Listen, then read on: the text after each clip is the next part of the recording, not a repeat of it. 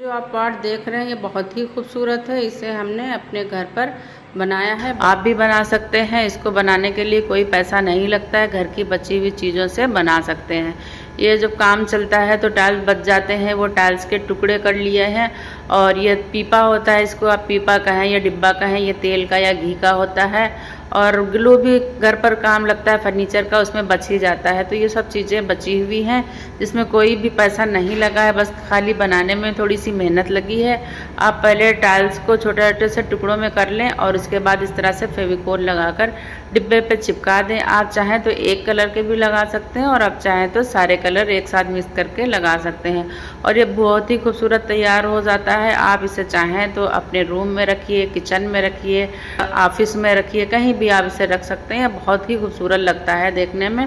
और ये ग्लाउटी है जो इसके अंदर भरा जाता है ताकि इसकी दराजें भर जाएं और टाइल्स मजबूत हो जाएं।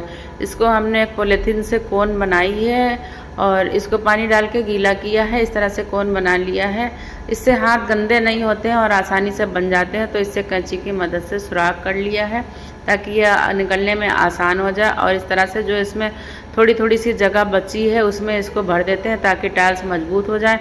दोस्तों, अगर इसको भरेंगे नहीं तो ये जो है निकल कर गिर जाएंगे टाइल्स और जल्दी छूट जाएंगे, ख़राब हो जाएंगे। इसकी मजबूती के लिए ये ग्लाउटी इसमें भरी है। उसके बाद एक कपड़ा लेकर इसको धीरे धीरे से साफ़ कर देंगे और इसको सूखने के लिए 1 दिन का टाइम देंगे। अगर आप इसको बिना सुखाए इसकी सफाई करेंगे तो ये गिर जाएगा। और साफ़ करने में अगर आपको दिक्कत आए तो आप कोई भी नुकीली चीज़ लेकर उससे साफ़ कर सकते हैं। और ये देखिए हमारा पॉट इतनी आसानी से और अच्छे से तैयार हो गया है बिना पैसों का।